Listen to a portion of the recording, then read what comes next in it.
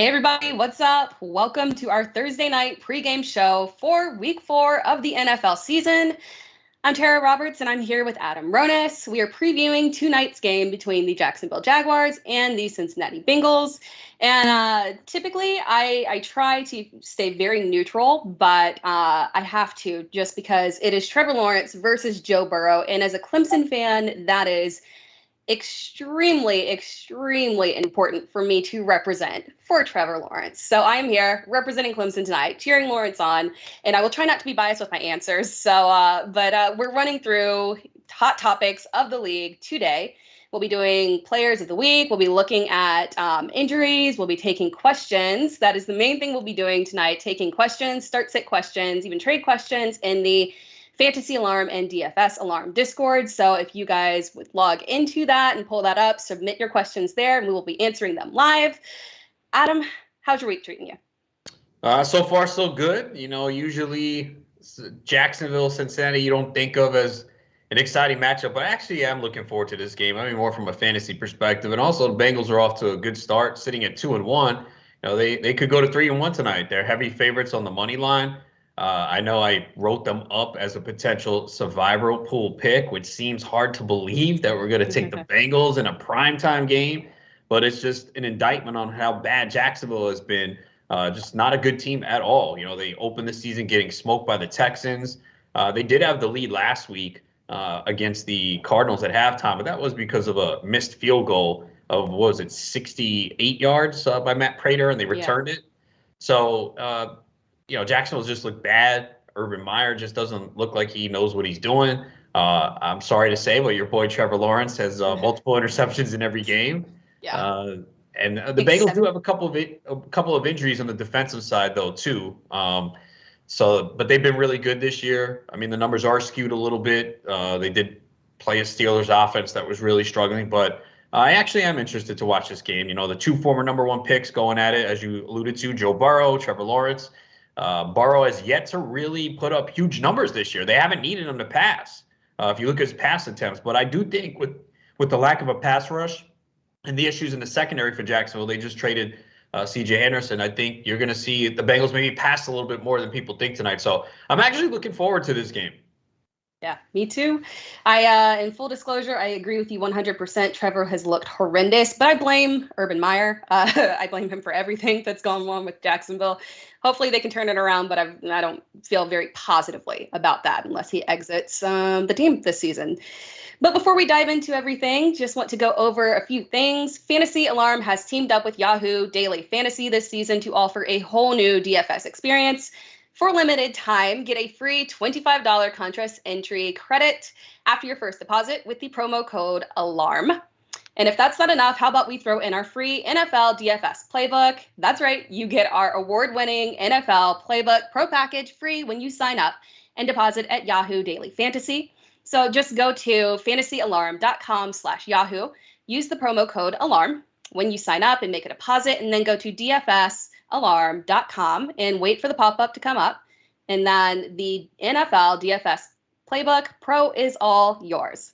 So with that said, let's dive into hot topics around the league. It's been an interesting week. You kind of talked about this one. I thought we would get started off with something that is timely to the game, the trade. We've already got an in-season NFL trade. Dan Arnold to the Jags, C.J. Henderson to the Panthers. I guess we could start off with Dan Arnold and how this affects his value with the Jags.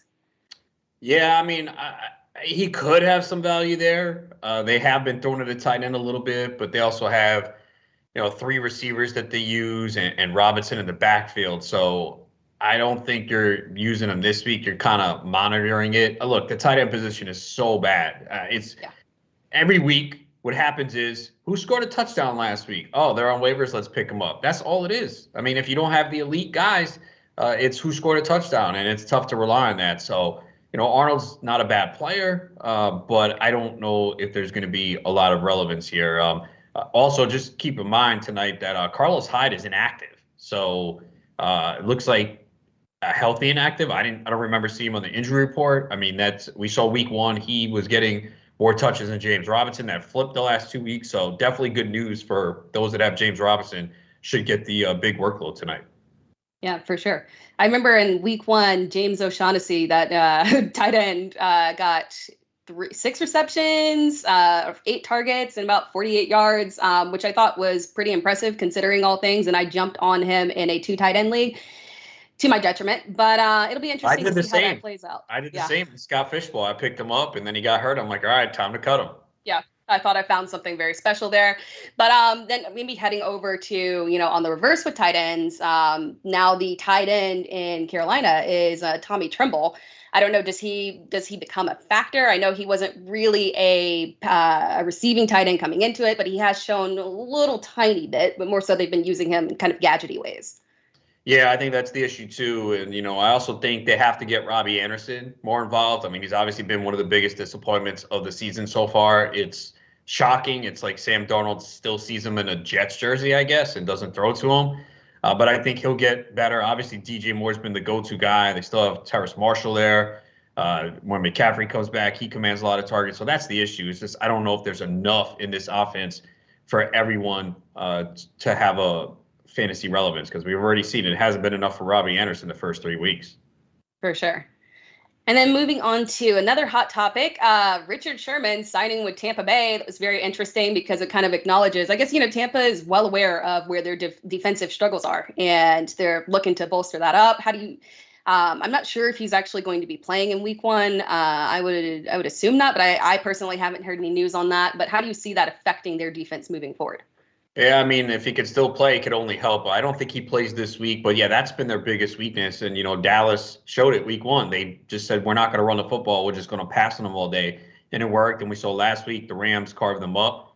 So I think teams are aware, like, we're just not going to run on Tampa. We know their weaknesses in the secondary, and we're just going to continue to pass on them. So that's something that's going to be a factor.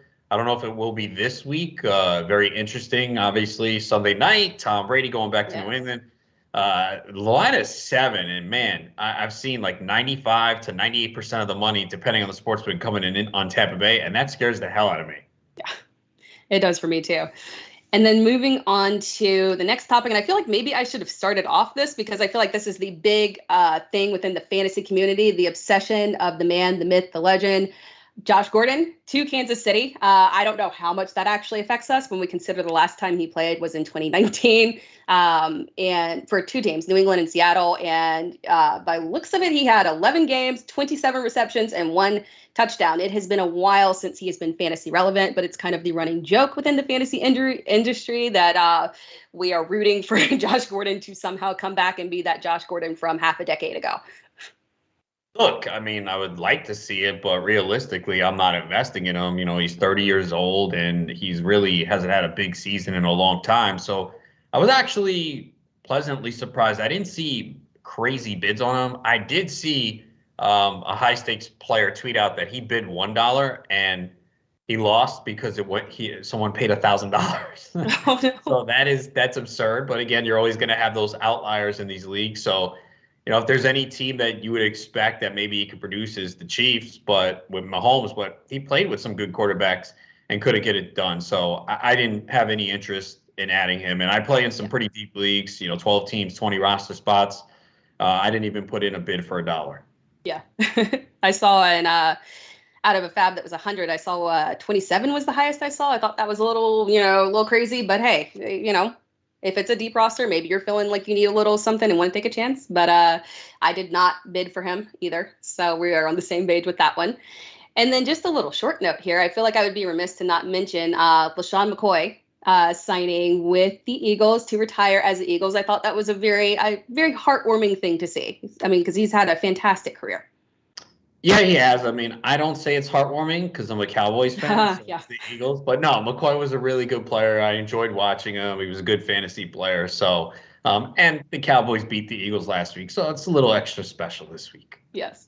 That was a serious beating right there. I was very happy for Zeke. I've been on the team Zeke side of just give him a break. He's been doing just fine. Ignore week 1. But yeah, I was really happy with the overall performance from the Cowboys. Yeah, especially the defensive side. I think that's the big difference for them this year is they're a team over the last several years that has been awful at creating turnovers. And now they lead the league. And, Trayvon Diggs has been phenomenal. 3 interceptions in 3 games. Michael Parsons coming in, creating pressure. So we'll see if they can continue that. A nice test this week against Carolina. Carolina comes in 3-0. Carolina has yet to trail in a game this year. So Dallas favored in that game by 5. So interested to see that matchup, even though the NFL screwed Dallas. Carolina played last Thursday. They had 10 days of rest. Dallas has a short week playing Monday night. What kind of scheduling is that, NFL? Come on. Yes, very convenient. And then moving on to something that's a little less heartwarming, Pittsburgh, the concerns in Pittsburgh. Big Ben's not looking good. He has become the new check down king. We've got Deontay and Juju. I think I saw slightly positive news regarding Deontay, but we've got Deontay and Juju hurt with injuries, and I don't know. It just doesn't look like a good situation over there. Yeah, definitely. Ben Roethlisberger just doesn't look like he has much left. Deontay Johnson, as you said, it looked like he practiced today, so he might play. Chase Claypool did not, though. They said, I think originally it was like cramps. Now they're saying he's dealing with a hamstring injury. So that's something to keep an eye on if he's out. Juju Smith-Schuster, I think, was limited with the ribs. So they got all those receivers banged up. Najee Harris with 19 targets last week. So if you're in a PPR league, you love that. And then Pittsburgh has to go to Green Bay this week. So, yeah, the Steelers just not the team they once were. They are going to get some defensive help back, though, this week. So that should help them a little bit. Yes.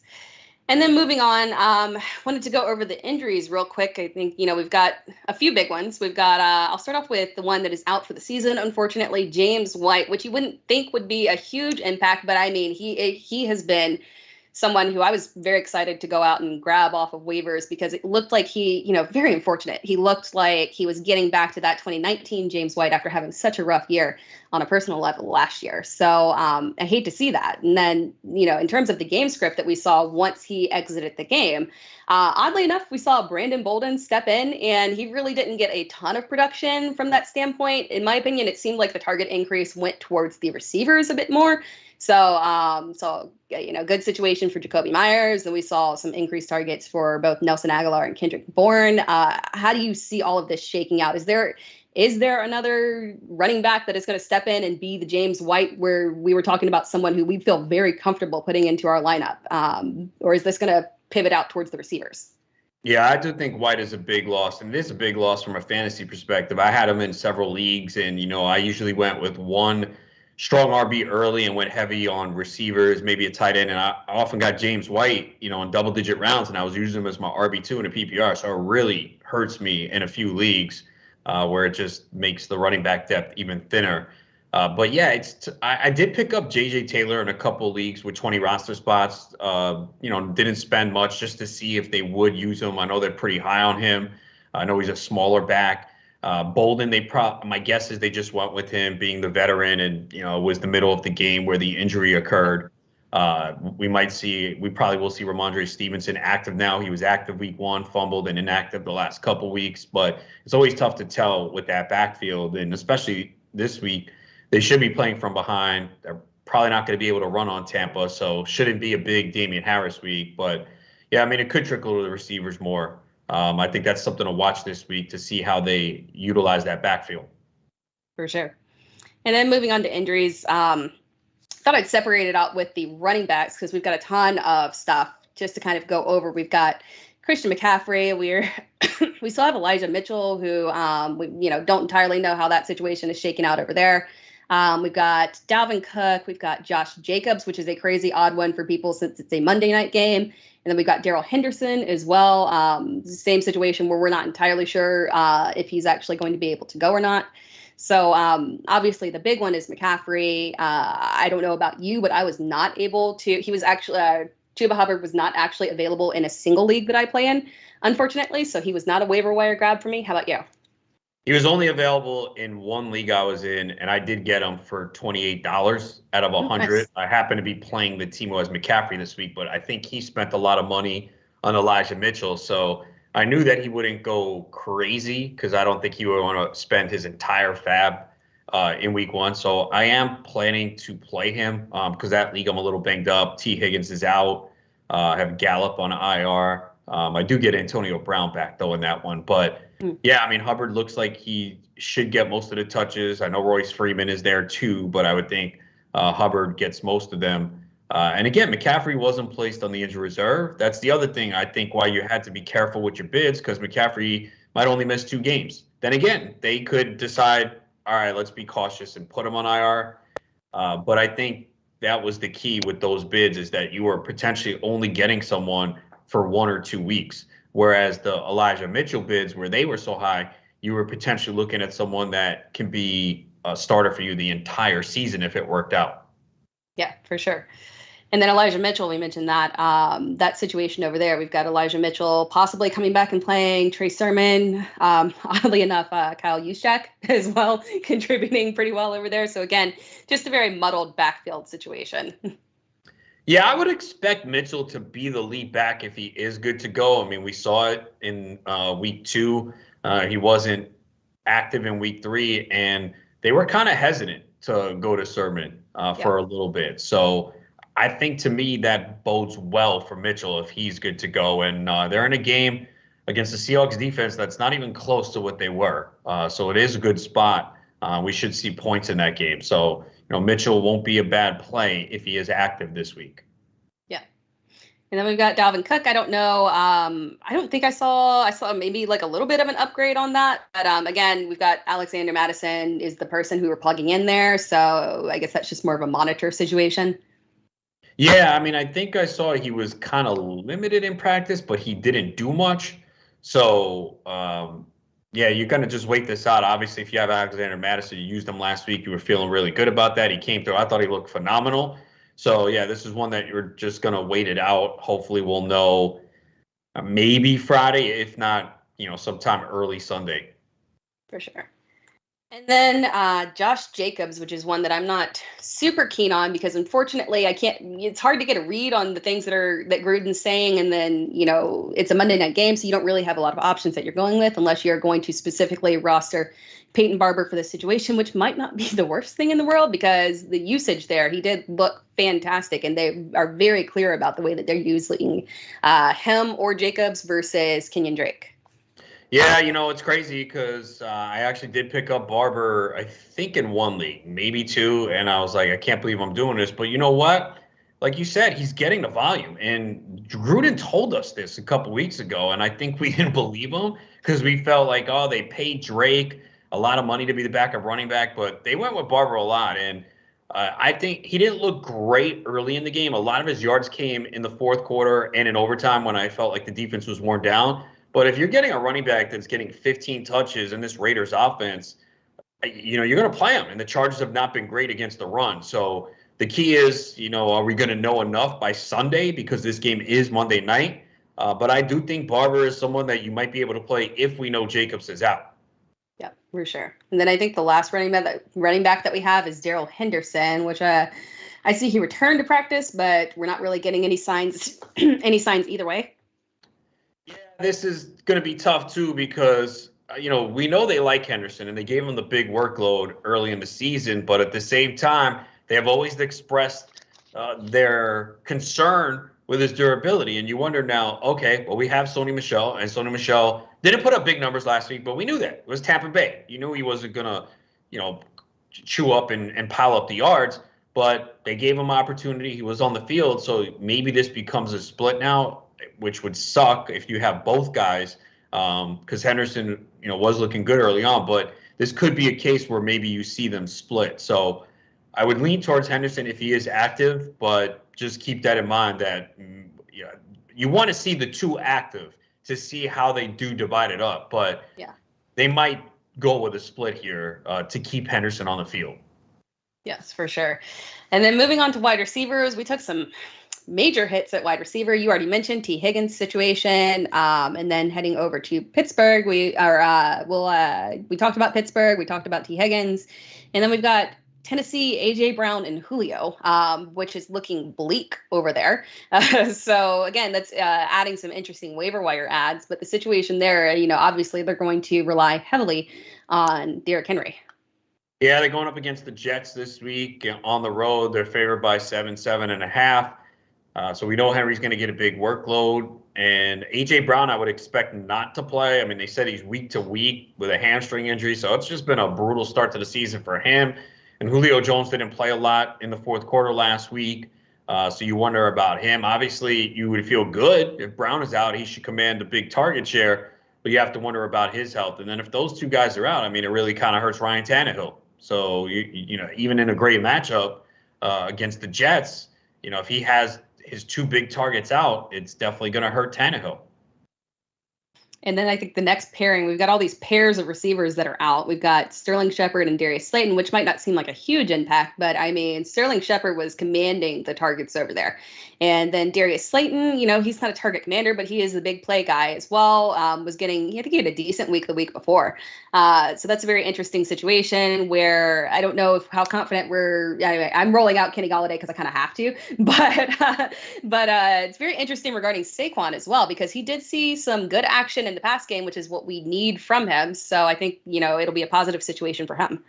Yeah, I think it's definitely looking better for Barkley going forward. We saw Devonte Booker was inactive last week. Golladay has this hip injury. He was limited in practice today, but he did play last week. So with Slayton and Shepard potentially out, it should give him more targets. But this is a tough matchup. The Saints have been really good defensively, one of the best defensive teams in football. They also are playing their first home game in the Superdome because they have to open the season in Jacksonville playing Green Bay due to the hurricane. So they'll be fired up. So it's a tough spot here for the Giants this week.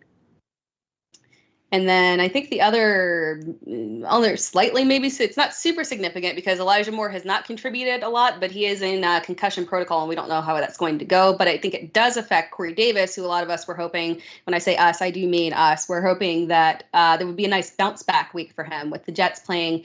Tennessee is not the most, you know, it's not the most daunting defense out there. They've been very vulnerable, and it could be a good bounce back game for him and maybe even possibly Zach Wilson.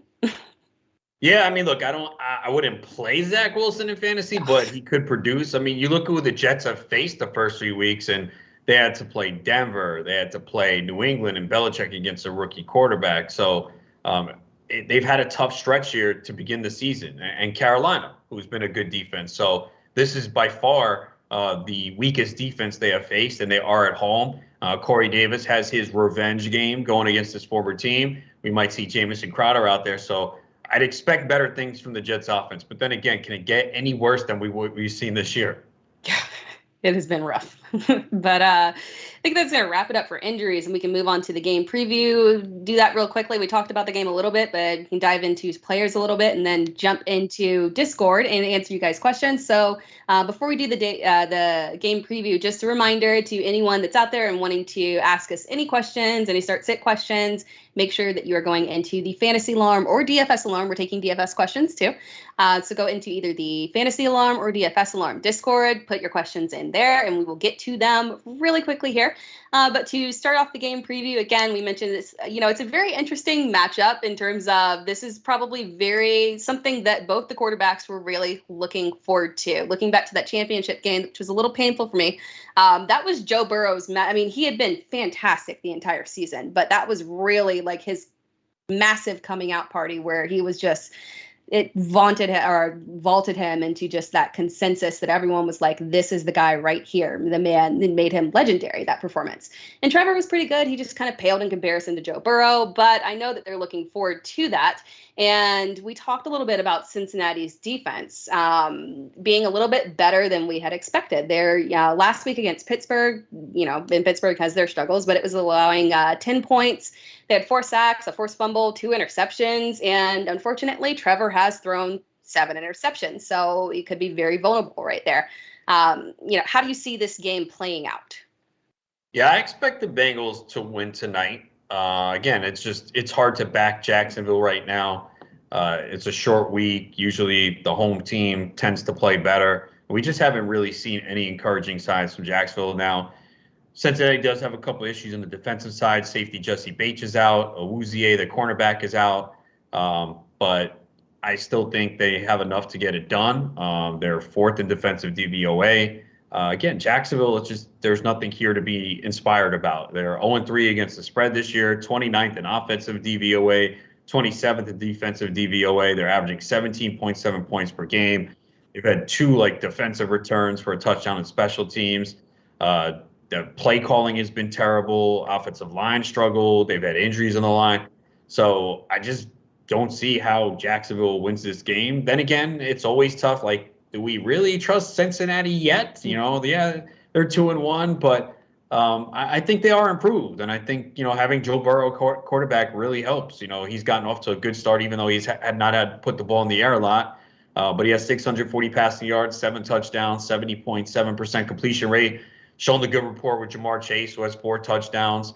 So even without T. Higgins, I think there's a good offense. And I think they're going to pass a little bit more tonight. They've been relying on Joe Mixon a lot, giving him the ball a lot. But I think they're going to open up the passing game a little bit here tonight and have success against this weak Jacksonville secondary. Yeah, I think that makes sense. I know a lot of people have been slightly concerned. I mean, Jamar Chase has been highly productive. He's looked great, but it's not a lot of volume that he's getting. He's been very touchdown dependent. But you've got Tyler Boyd as well. Obviously, they're both, very good starts in this game. And then with Joe Mixon, you mentioned he's been getting a ton of volume from there. Fantasy owners maybe be a little bit frustrated because he hasn't been getting the touchdowns, but the volume is there. And then Jacksonville, again, is vulnerable on the ground as well. So, I mean, it could be a touchdown bounce back game for him. Joe Burrow is probably the one who is on the fence in terms of a starting. And, he's one of those fringe guys who we're not entirely sure about. Do you see versus Jacksonville, is this an opportunity to start him, or are you still holding him back? Yeah, I think I have him ranked 13th, 14th at quarterback this week. I'm using him as my starter in a 14-team league. I think this could be one of his better games. I know people see the line at 7.5. They're like, oh, they're going to just feed Mixon. No, I think they're going to get the passing game going here tonight. I really do. Mixon has 67 carries through the first 3 weeks, and it is a short week. So this could be a week where they go, all right, you know what? Their weakness is in the secondary. Let's get the passing game going. We haven't really let Burrow throw a ton. So I just think they're going to come out passing a little bit more tonight. Again, Jacksonville's 30th in pass DVOA to begin the year. So it's a good matchup here. And I think that you got to get Burrow going. I mean, the appeal for Burrow this year was he's going to throw a lot, right? Pass attempts are going to be there. They're going to be playing from behind. It hasn't been the case. They played from ahead against Pittsburgh. They barely had the ball. He had 18 pass attempts last week. So I don't think he has a game of more than 30 yet this year. So I think tonight you could see him get to 35. For sure. And then moving on to Jacksonville, obviously my fandom aside, I know we are not starting Trevor Lawrence here.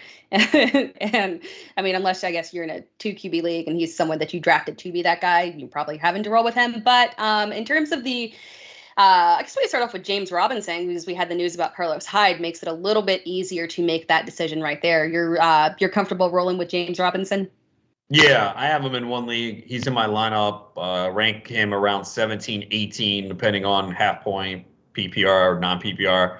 So without Carlos Hyde, too, because Carlos Hyde was cutting into his workload, so that's good news. I mean, we started to see it shift the last 2 weeks anyway. So again, I don't think there's going to be a blowout. I don't expect Cincinnati to be up 21-0 in this game. I think it could stay close for a bit. So that's conducive for James Robinson. And we started to see more targets as well. 15 targets for 3 weeks. And if they do play from behind, that could lead to some more. And, maybe they tell Lawrence, don't be so aggressive downfield. Maybe check down to the running back a little bit so they don't turn over the football. For sure. And then we've got the receivers, which is an interesting situation because we've got Marvin Jones, who's essentially operating as the number 1 receiver over there. We've got DJ Chark, who isn't really that far behind. I think he actually is ahead of Marvin Jones in a couple of categories. And then we've got Laviska Shenault as well, who he was 4 for 4 last week. So it was a little more encouraging than the week before, but still not something fantastic. Are we feeling comfortable with which one of these receivers are we feeling comfortable with? I mean, Marvin Jones, clearly. And it's also a revenge game for him going against his former team. So, but yeah, I like Marvin Jones. We saw it in the preseason. He was the go-to guy for Lawrence, leads his team with 24% target share. So I would go with him. Chark would be second. Had the touchdown last week. He's got 2 touchdowns. Chenault's kind of been a disappointment. Maybe he gets going here tonight, but it's tough to start him in season-long leagues, even though people were drafting him. In some of the high-stakes leagues, he was starting to get up there in the 7th, 8th round, and but it's been difficult to start him based on what we've seen so far. Yeah. All right, guys, and I think that's going to wrap up our pregame portion, and we're going to move into Discord. Again, if you want to ask me questions, just go into Fantasy Alarm or DFS Alarm Discord and type your questions in there. We'll be getting to them. So let me go ahead and jump in there for one. Okay, we've got a trade question. What is a fair wide receiver to seek in trading Javonte Williams? I don't know if you can get a wide receiver for Javonte Williams. He is still splitting that backfield. He did have a fumble last week. These questions are tough because I can tell you, or say I gave you 3 receivers. You go to those teams and they don't need a running back. So it's kind of useless, right? Like I could just spit out and say, oh yeah, go get Chris Godwin. You go look, let me see who has Chris Godwin. He's got 3 good running backs. He really doesn't need one. So now you kind of wasted time. So what you have to do is you got to go to the roster grid. Whenever you make a trade, you got to go to the roster grid and go, okay, who really needs a running back? But I like Javonte Williams. I've drafted him. But I think if you drafted him, you knew, all right, it might take a while. And Melvin Gordon's been solid, and it's still essentially a split. So I don't know if you're going to get a lot for Javonte Williams right now, unless you find someone in the draft room who was like, oh, man, I really wanted him. And you took note and put that in your head. Like, they're a Javonte Williams fan, and maybe they'll overpay for him. But, this is the lowest I have Javonte Williams ranked this week because you really can't start him. He's not a must start at this point. He's a guy that maybe long term becomes a factor. So I don't know if he has a ton of trade value right now. I don't think you can get a wide receiver 2 for Javonte Williams. Yeah, I would agree with that. That's more of a hold situation because I think as the season goes on, it'll be more positive, but you might be trying a little bit too early here. And then we've got a defense question.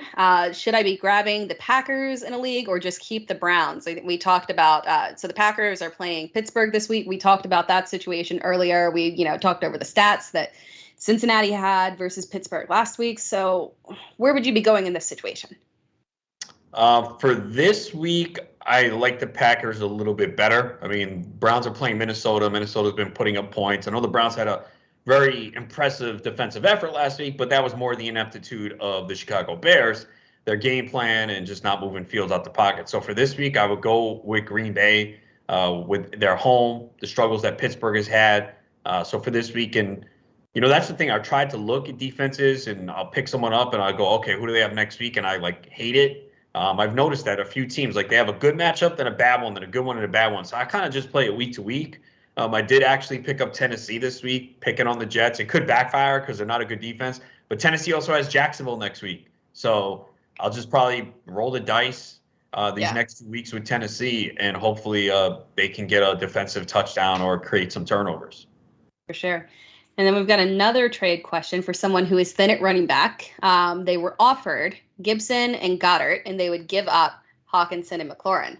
Ooh. Oh, yeah, that's too much, man. Yeah. I think that's too much. I mean, I like buying low on Gibson. I like that concept right now because people are down on him.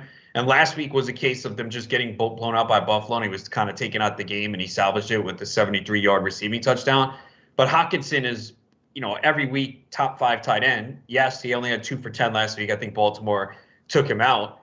And McLaurin is a stud too. So yeah, I think your downgraded tight end is too much. Goddard has Zach Ertz there. We saw it last week. I know Goddard had 2 big plays, but Ertz had a touchdown. So Ertz still being there really hurts. So I can't do that trade. Completely agree. It was a very weird situation where for Hawkinson and then McLaurin, I know it's been rough trying to navigate that, but you have to be used to that. Unfortunately, he's in the same situation as last year and before. It's just something with Terry McLaurin, unfortunately, where he's going to have to deal with interesting quarterback play. Although Taylor Heineke has been better than expected. But again, I don't think that McLaurin will be somebody who will be kept down for long. He'll have another one of those boom games and come up strong. Yeah, I think so too. And especially this week, they're going against Atlanta. Atlanta's averaging more than 31 points per game. They haven't been good defensively. Washington a slight favorite, 1.5. So I think there's going to be a good week for the Washington offense. Yes, and then moving on to the next question. With Hyde being inactive tonight, would you start James Robinson or Chuba Hubbard in full point PPR? Oh, that is a tough one. I think I'm going to go with I'm going to go with Robinson here. Hubbard, we might see a little Royce Freeman. Dallas defense is better, but you can still move the football on them. I think it's close, but I think you're going to get big volume from Robinson tonight. So I think I'm going to lean Robinson, but it's really close. I think they're both RB2s this week. I think the fact that it's full point PPR is what would make me lean towards Chuba on that one, to go ahead and with that, because I agree with you. It might be, when you look at Dallas, it might be a little bit hard to run on them just because of the way that they've been performing. But from that perspective, if they're throwing the ball a little bit more, I do think that Chuba would be involved from there. So, but yeah, really close, really close. All right. And then moving on to the next one, we've got Marvin Jones or Javonte Williams, half point PPR. That's Marvin Jones. Again, I like Javonte, but, he's still splitting with Gordon. And if he doesn't get a touchdown, it's not going to be a big week. And Marvin Jones has been a big part of the offense. So I'm going to go with Marvin Jones here. Completely agree. And then moving on to the next question, half point PPR, pick 2. Jamar Chase, Keenan Allen, Chuba Hubbard, Miles Sanders, or Cortland Sutton. So Chase, Allen, Hubbard, Sanders, Sutton. And Chase. I mean, Allen's getting the targets every single week. Big game for them Monday night against the Raiders. And Jamar Chase, obviously, 4 touchdowns in 3 games. Good matchup against Jacksonville. I know the volume has not been heavy, but I think they do pass a little bit more tonight. It's hard not to play Chase. I know people started to get him 7th, 8th, 9th round because he couldn't catch. And I said it the whole time. That was a buying opportunity.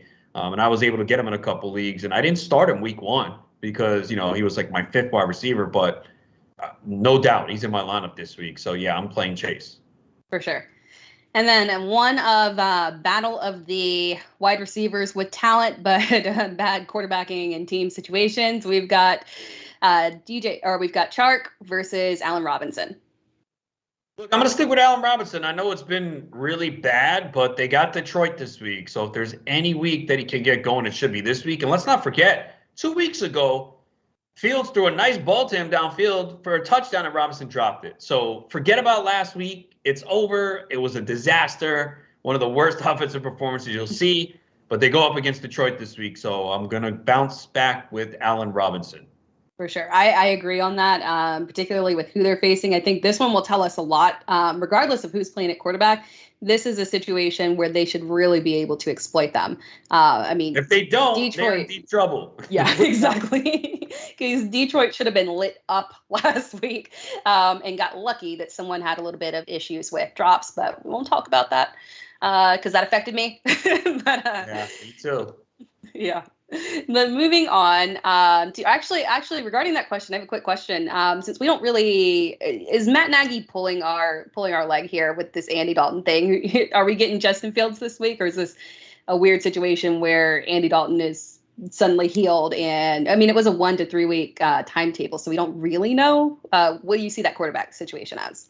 My guess is Fields. I saw a doctor analyzing video today saying that Dalton was still favoring the ankle and he didn't look 100%. So I'll go with that and assume that Fields is in there this week. But like you said with Nagy, we never know. But if I'm asked to make a pick, it'll be Fields. Yeah. And then I like this question here. Half point PPR. Someone dropped Jacoby Myers. Interesting. Would you drop Zach Pascal or Jalen Reagor for him? Either one. It doesn't matter to me. Probably Pascal, but yeah, I'm definitely dropping him for Jacoby, who has yet to score a touchdown in his NFL career. One of these days, he's going to find the end zone. Yes.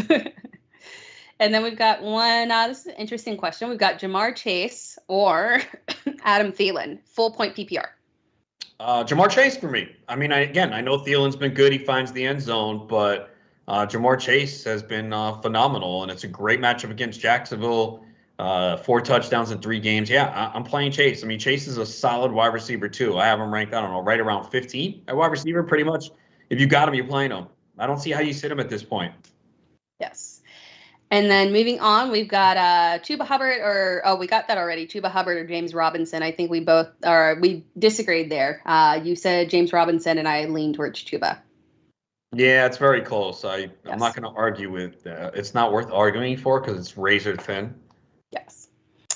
And then we've got half point PPR, Chark, Christian Kirk, or Robbie Anderson.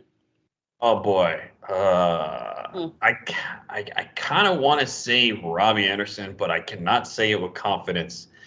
I guess I will go. You know what? I'll go Kirk.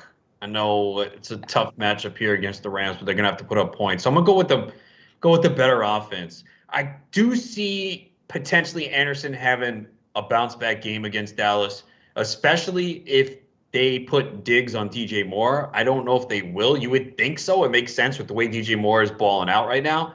But maybe he gets Diggs sometimes, and that could open things up for Robbie Anderson. But I'll go with Kirk. I think it's close Yeah. between all three, but I'll lean Kirk for the better offense. Yeah, I agree with that one. And And then Hopkins is still banged up. He did practice today, but we saw last week, even though he played a lot of snaps, he did not produce. So you wonder how much the ribs are still a problem for him. Yeah, for sure.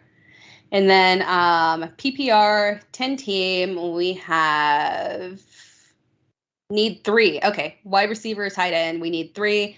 Jamar Chase, Waller, Evans, or Thielen. Who are we sitting from that? Well, I guess that's one sit. Yeah, we got to play Waller, got to play Chase. So it comes down to Thielen or Evans, and that's tough. Let's go with, I guess we'll play Thielen. Yeah. It's very I think close. that makes sense. Yeah. Yeah. I mean, it's really close. I mean, we know that Brady's going to ball. I mean, we all think Brady's going to ball out. Watch Belichick shut him down, and like we're all stunned, but I don't see it. But Antonio Brown will be back. Brady's got to get Gronk a touchdown or two, right? Even though he's got the bad ribs, I expect him to play. But yeah, it's really close. But just less competition for targets in Minnesota, so I'll lean Thielen. I agree. I think that makes sense. We've got Antonio Brown that's going to be active as well. So yeah, I guess technically revenge too. I don't know, but very interesting. Oh yeah, situation. I joked about that. That revenge game for Antonio Brown. I was being sarcastic. And then we've got a 16-team dynasty PPR. Let's see. Current wide receivers are Tyreek, Claypool, Ruggs, Corey Davis, Brian Edwards. Can only hold 5 receivers. Would you throw a dart at Josh Gordon and drop Edwards? No, not. Edwards is so much younger. He has so much potential. I tweeted this out the other day. If we were drafting in an overtime only league, Brian Edwards is a first round pick. I mean, I don't know why they wait till the end of regulation and overtime for this guy to come through and make big plays. I want to see him get involved in the game earlier. I know you have Waller there and Hunter Renfrow and Ruggs, who's really played well. But no way am I doing that. No chance. No. Yeah, I completely agree. I know 16 team, you're probably looking to try and find that hidden, that hidden gem or value. But yeah, Edwards is probably that hidden gem, hidden value right there. We're very close. We're very close to him becoming a guy within that offense you can depend on. All right. And then we've got, let's see. Panthers defense or Broncos defense? I'm going to go the Broncos. I mean, it's tough to go against Dallas. I know Dak had that turnover in the end zone. But again, Carolina really hasn't been tested yet. Denver, Baltimore's not the easiest matchup either, but their defense has been good. And they're home where they play better. Lamar Jackson dealing with a little bit of a back issue. Sounds like he's going to play. But I'm going to go with Denver's defense. I'm going to go Denver. I agree with that. And then we have 0.25 PPR. Should I start Javonte Williams, Elijah Mitchell, Sherman, Marvin Jones, or Tyler Boyd? Yeah. Damn. See, this is tough because he's got Boyd tonight. Because I want to wait for Mitchell, but you know what? I don't think you can. I think you just go with Tyler Boyd. Yeah, I agree. I would just go ahead and do that. And then we've got full PPR. Need to choose 2 in this situation. Chark, Pittman, Galladay, Deontay. Okay, it sounds like Deontay's going to play. I don't have him in my rankings yet, but I probably will put him in tomorrow if we get the good news. So I like him, especially with Claypool and Juju being banged up. And then it was, what was it? Chark, Pittman, and Galladay. I'm going to go. Oh, boy. I'm not going Chark. I'm probably going Pittman. He's had huge target shares the last 2 weeks. I mean, he's been the go-to guy. As bad as this offense has looked, he's getting a lot of targets. I don't think people realize it. So I'm going to go with Pittman.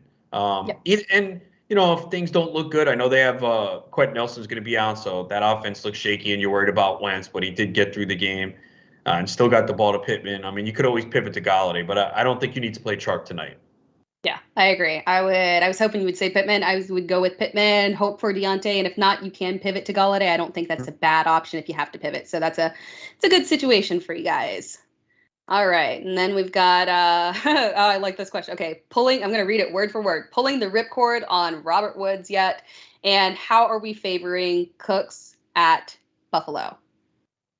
Look, Cooks has already shown, you got to play him every week. I mean, could see Davis White, but it doesn't matter. I mean, he's getting it done. As far as Robert Woods, I think you got to stay patient with him. Someone tried to send me a buy low offer on him today. I'm not doing it. I'm sticking with him. I think, look, at some point, they're going to realize we cannot let Cooper Kupp run wide open on us, and it's going to open things for Woods. He's still on the field a lot. He's running a lot of routes. It's going to turn around for him. This offense is really good. Should be a high-scoring game this week. So I think Woods could have the bounce-back game this week. I wouldn't be surprised if he found the end zone. So, no, stay patient with Robert Woods. For sure. Completely agree. I think, it's an interesting situation there with Robert Woods, but I'm willing to take the risk that somehow Cooper Kupp doesn't spend the entire season scoring the ridiculous amount of points in every single game. Like, I just can't fathom that that's going to play out for the entire year. He'll still be great, but I'm willing to take that risk. All right. And then we've got Tannehill or Heineke. Interesting question since Tannehill is likely without a lot of his weapons. Yeah, you know what? I'm going to have to move Tannehill down the rankings, and I think I'm going to go with Heineke right now. I think I have Tannehill ranked higher, but I have to make that change once, especially if Julio Jones is out. I just don't see how you can, rank him that high. So Heineke's got a good spot against Atlanta. He can run a little bit, so I'm going to go with Heineke.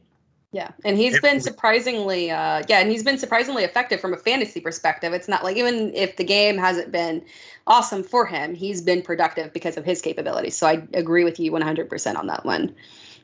Then we've got a question for a flex spot. We've got Zach Moss or Corey Davis, PPR. Ooh, I know Moss has been involved more the last couple weeks, and it's a good matchup here. I'm going to go with Corey Davis. Oh, okay. I thought I was going to have to disagree with you because I'm going Corey Davis on that one. I think we have to against Tennessee. They're home. Again, the Jets offense cannot be this bad. They had 3 tough matches. I mean, playing in Denver in September in their home opener, absolutely tough. I put it in the article last week for Survivor. I think Denver's was 18-3 in their home openers, the last 21 home openers. So it was a tough spot there. Carolina's defense obviously has shown to be really good. And who was the other game that New England, Belichick against a rookie quarterback. So, yeah, I mean, they've had 3 of the really toughest draws. Not to make excuses for them, but this is the softest team they faced. So I got to think that we're going to actually see the Jets be productive this week. I agree. And I mean, if you look at Corey Davis, it's not like he's lacking in targets or anything. They just haven't been good targets. So I think it'll turn around here. And then we've got a question right here. Burrow or Kirk Cousins? Yeah, I mean, Cousins has played very well. I think I have Burrow 1 spot higher this week. So I'm, I don't know. Cousins, though, has been so good. You know what? Let's go Cousins, just in case Cincinnati does build the big lead and shut it down. Again, I think they will let Burrow pass tonight, but let's go Cousins. He's been too good. Yeah, I would agree with you on that one, especially since we've got a Thursday night game here. So yeah, I would go ahead and wait on Cousins. I'm okay with that. And then let's see. I'm going to flip over to DFS and take some DFS questions. Again, guys, we are taking DFS questions as well. So if you're in either one of them, the Fantasy Alarm or DFS Alarm, we're taking them from there. All right. We have a question specifically for tonight, Captain Boyd. And then the rest of the lineup would be Burrow, Lawrence, Chark, Marvin Jones, and Hollister. Thoughts? It's not that bad. I was actually kind of looking at Hollister as one of those cheap plays. Obviously, you need him to make a couple receptions, score a touchdown, and come through. He's very cheap, and Arnold first week there.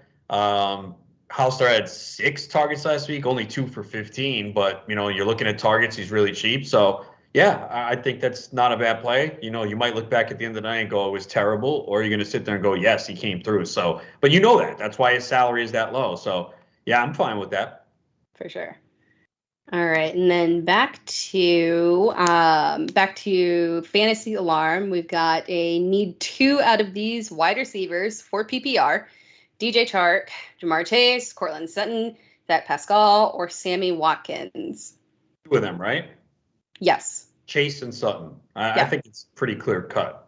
Yeah, I'm a little down on Pascal right now, and I'm still rostering him. But if I don't have to have him within a lineup, I'm trying to avoid that, just given the situation there with Carson Wentz and the favoring that's going on towards Michael Pittman that we talked about. So yeah, I think that completely makes sense with those 2. And then let's see what else we got here. All right. We've got a PPR flex question. Choose one out of this grouping: Laviska Shenault, Javonte Williams, Michael Carter, KJ Osborne, Terrace Marshall, or Jawan Johnson. Yeah, in this situation, I'll probably go Javonte Williams. Again, he's still splitting with Gordon. Baltimore will get some reinforcements on defense from the COVID, but they have not been great this year. I thought about Michael Carter. I don't think Carter's the worst play. I mean, it's hard to back him based on what we've seen. But again, Tennessee's defense hasn't been good. But I'll go with Javonte Williams here because he still is getting touches. It's just he's splitting with Melvin Gordon. That's the biggest problem. Why some of the other questions we couldn't really give him as an endorsement. But in this situation, when you're comparing to other players, I'll go Javonte Williams. I do think that makes sense. And then we've got pick 2 out of these 4: Cortland Sutton, Hollywood Brown, DJ Chark, or Antonio Brown. Sutton is definitely in there for sure. Brown, the 2 Browns are tough. Look, I know everyone's down on Holly Brown last week because of those drops. They were horrific. But it doesn't look like Rashad Bateman's going to be back. Denver does have a good secondary. I lean towards Antonio Brown. Yeah, I think that makes sense. All right. And then we have a 2 flex question. Currently have Christian Kirk and Darnell Mooney. Would you change it for Corey Davis, Kenneth Gainwell, or Marquez Callaway? It's our first Marquez Callaway question. Yeah, we haven't got many of those since week 1. Yeah. Corey Davis has to be in there. Yeah. Who are the 2 other players? So he's got Christian Kirk and Darnell Mooney in there right now. Yeah, I think we're going to take Mooney out. Yeah, I think that makes sense. Corey Davis, the target share is a lot more reliable there. We need to see the Bears offense turn it around before we get Mooney in there. There's definitely a lot of potential, but I don't think we can put him in there with confidence just yet. I have him in a couple leagues, just keeping him on the bench. Yeah, for sure. Because the hard part about that one is that it's not a situation where he's got a decent floor that we know. You put him in there and you can literally get blanked, as I did last week, and it was a very painful decision there. But yeah, I think going with Corey Davis is the much safer option. And I do like Christian Kirk as well. All right, and then full PPR, need 1 for flex from this group right here: Marvin Jones, Chase Edmonds, Melvin Gordon, or Chuba Hubbard. Wow, just 1? Yes. Yeah, we'll go Hubbard here. Yeah, I think that makes sense. All right, and then we got with Hyde. Okay, timely question. With Hyde out, do we go towards James Robinson or Chuba Hubbard? So very common. I like this. Yeah, we said this before. You said Hubbard, I said Robinson, but it's very close. Mm-hmm. All right, and then we've got PPR. Should I start Gaskin, Henderson, or Jamal Williams? I think you're going to have to wait to see if Henderson goes. I think if it's him, I'll probably go there. Again, I'm not sure what the workload's going to be with Sony Michel there, but I probably lean towards Henderson if he goes, but we don't know if he's going to play. Yeah. I was very disappointed with that usage of Gaskin last week. That was very odd. I would have thought that there would have been a little bit more of a check down situation, and then the weird answer about why we were starting Malcolm or why they were starting Malcolm Brown. So yeah, it's a very interesting question there with running backs in Miami. I don't know. How do you feel about that one? Are you just like, are you worried about Gaskin? We turned around there for a second where it looked like he was going to be more of a contributor than we thought in the preseason. So it's been so up and down with him. Yeah, I'm glad that I avoided this backfield so I don't have to deal with this headache. I just didn't like the price on Gaskin for where he was drafted. There were too many question marks. I know he was good last year and they committed to him, but he has one game of double-digit carries this year, and that came back in week 1. He does have 9 receptions over the last 2 games, but still, it's just this offense, especially with Jacoby Brissett, has just been really struggling. Yeah. I've got Malcolm Brown in one dynasty league, and I just kind of joked the other day that he is one of the more frustrating players to roster because it's such a weird situation how he can just randomly be considered a starter at some point, and he will have some kind of successful week at some point, and you will never be able to call it. And you feel bad about dropping him, but you can't actually use him. Yeah, you just can't. I mean, we know there's weeks where he'll score multiple touchdowns, but you have no idea when they're going to come. Yep. And then we've got a PPR question: Chris Godwin or Deebo Samuel this week? Yeah, both in good spots. I'm going to go with Godwin. I like that. I do think I think Deebo will have a nice bounce back week this week. I think it's a good situation for him. I know that week 1 performance was a little wild. I don't know if we can, expect that out of him. But when you look at last week and the week before that, particularly last week, it was just a bad matchup there with Jair Alexander in Green Bay. So I do think it'll be a nice turnaround for him here. Yeah, going up against Seattle should be a high-scoring game. So, yeah, he should bounce back. But I give the slight edge to Godwin, but it's close. Yeah. And then we've got a flex spot question, full point PPR. Laviska Shenault or Hunter Renfrow? Oh, boy. I mean, Renfro's been the more productive player, right? Yeah. I'm going to go with Renfro. Better offense. Yeah. And he's been getting it done. Derek Carr putting up a ton of yards. So, yeah, I'm going to go with Renfro. Better offense. For sure. I'm not being biased on this at all. But, it's funny because Henry Ruggs is obviously the most owned, most rostered person out of that wide receiver group. But Renfrow is the one that actually has the most targets, very interesting enough. He just, obviously got a much shorter yards per catch there. So I can see why people go that direction. But I think people need to start believing and getting a little bit more comfortable with Renfrow. He's way under rostered, in my opinion. Derek Carr is out there looking fantastic.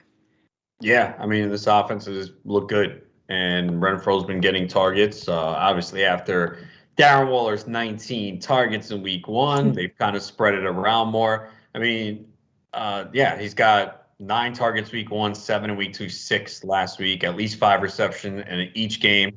And they put up points, at least 26 points in all 3 games. I know there was 2 overtime games, and big game for them Monday against the Chargers. For sure. And let's squeeze in one more question here. Saints D or Broncos D? Start one of them or pick up the Bengals. Oh, I do like the Bengals this week as a streamer, and I picked them up, but I have the Saints ranked pretty high. Look, they're going against the Giants. They're home. They've been a top 3 in DVOA. You got to take the Saints defense. So, yeah, I think the Giants are going to keep that game close. Everyone thinks it's going to be a blowout. I don't, but Saints defense for sure. And then one more here, DJ Chark, Christian Kirk, or Robbie Anderson, half-point PPR. Oh, no. I want to say Robbie Anderson, but I can't say it with confidence. I would not be surprised if he had a good game, but I think we kind of need to see it first. Chark, and who was the other? The other was Christian Kirk. Let's go with Kirk. Yeah, for sure. I agree with that. I'm starting to buy into it.